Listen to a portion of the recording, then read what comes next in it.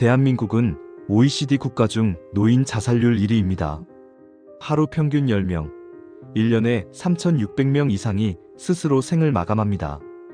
이 수치는 일본과 미국을 모두 압도하고 전체 자살률 또한 세계 최상위권입니다. 지금 이 순간에도 누군가의 부모, 이웃, 친구가 조용히 사라지고 있습니다. 전문가들은 5가지 주요 원인을 지적합니다.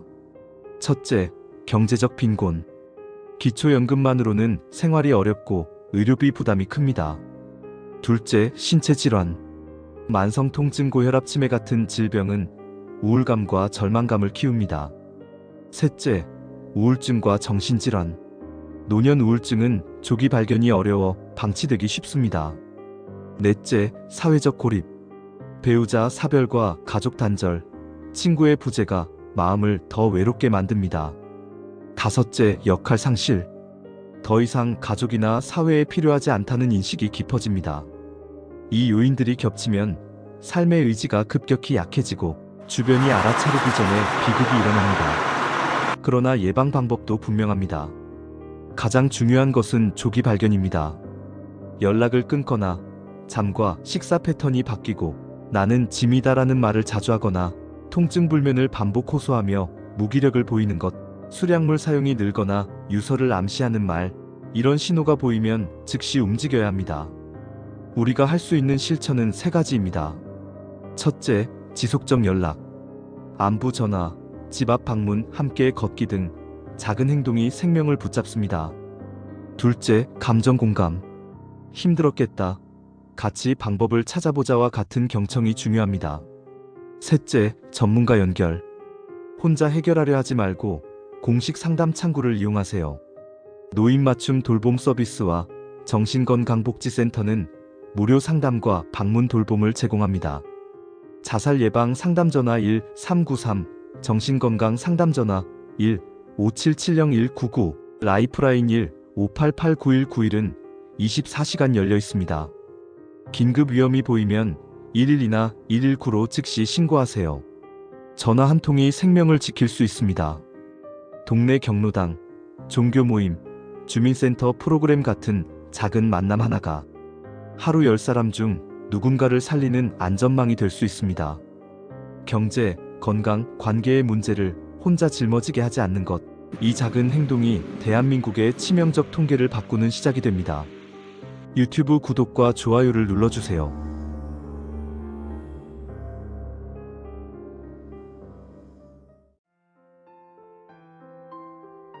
돈이 없는 게 아닙니다. 신청을 몰라서 못 받는 겁니다. 지금 전국 곳곳에서 회복지원금이라는 이름으로 지원금이 지급되고 있습니다. 하지만 지자체마다 이름 조건 마감이 달라 특히 스마트폰이 익숙하지 않은 분들이 놓치고 있습니다.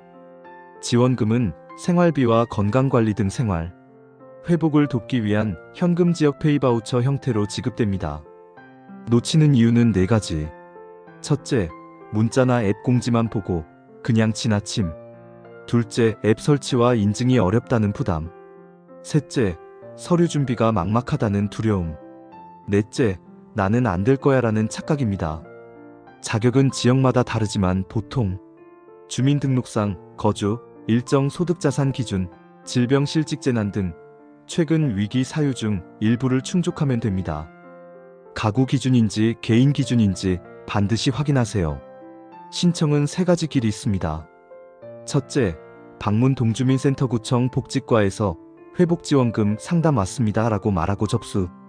둘째, 온라인 지자체 홈페이지나 복지포털에서 본인 인증 후 계좌 입력, 접수증 캡처.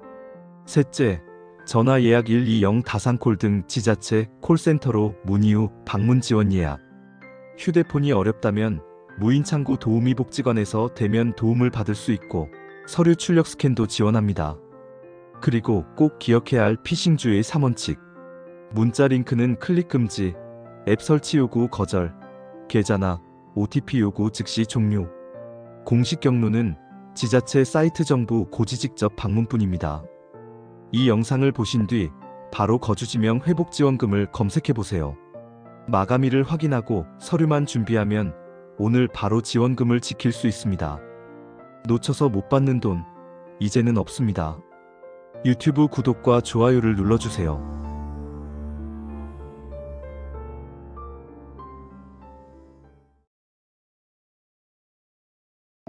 카드를 더 쓰면 돈이 돌아옵니다. 상생 페이백 제도가 새롭게 시작되면서 첫날에만 79만 명이 신청했습니다. 이번 제도는 지난해 카드 월 평균 사용액보다 이번 달 지출이 많으면 그 증가분의 20%를 환급해주는 방식입니다. 월 최대 10만원, 3개월 동안 최대 30만원까지 받을 수 있습니다. 대상은 만 19세 이상 국민으로 지난해 카드 사용 실적만 있으면 누구나 신청할 수 있습니다. 단, 접수 첫 주는 출생연도 끝자리 5부제가 적용돼 해당 요일에 신청해야 합니다. 신청 마감은 11월 30일 자정까지이며 상생 페이백 누리집에서 공동 간편 인증으로 접수합니다. 매일 밤 11시 30분부터 자정 30분 동안은 시스템 점검으로 접수가 중단되니 시간을 피해야 합니다. 온라인 신청이 어렵다면 전통시장 상인회, 소상공인 지원센터, 시중은행 창구에서도 도움을 받을 수 있습니다. 가족이 대신 신청을 도와드릴 수도 있으니 망설이지 마세요. 지급 방식은 디지털 온누리 상품권입니다. 이 상품권은 전국 13만여 가맹점에서 사용 가능하며 전통시장, 동네 마트, 음식점, 소규모 학원 등 생활 밀착 업종에서 쓸 수 있습니다. 하지만 백화점, 대형마트, 온라인 쇼핑몰, 유흥업소 등은 사용처에서 제외되니 결제 전에 반드시 확인해야 합니다.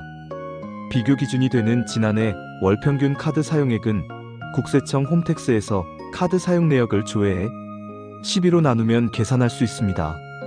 신청 이틀 뒤부터는 상생 페이백 누리집에서 자동으로 조회해주기 때문에 더욱 간편합니다.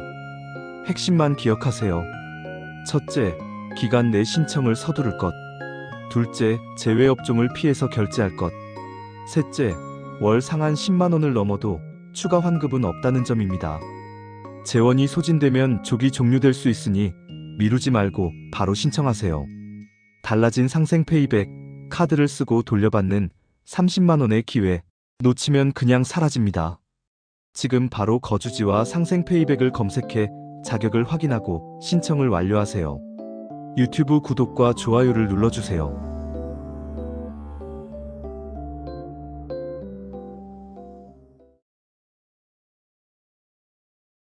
오늘은 10월부터 바로 신청하거나 바뀌는 노인 지원금과 연금, 그리고 생활 혜택까지 한 번에 정리해 드리겠습니다. 첫째, 현금성 포인트형 지원입니다. 지역 상생 페이백, 소비 환급, 지역 사랑 상품권 추가 발행처럼 사용 금액을 환급해주는 제도가 늘어납니다. 신청 전에 카드나 앱을 등록하고 월기간 한도를 꼭 확인해야 하며 대형마트나 유흥업종처럼 제외되는 업종도 미리 체크해야 합니다. 신청은 지자체 홈페이지나 전용 앱, 주민센터 무인 키오스크에서 가능합니다. 둘째, 공공요금과 교통비 감면입니다. 지하철 버스 요금 할인, 환승 할인 강화, 교통카드, 포인트 환급 등이 확대되고 전기가스 등 공공요금은 계절별 추가 감면이나 취약계층 바우처가 붙는 경우가 있습니다.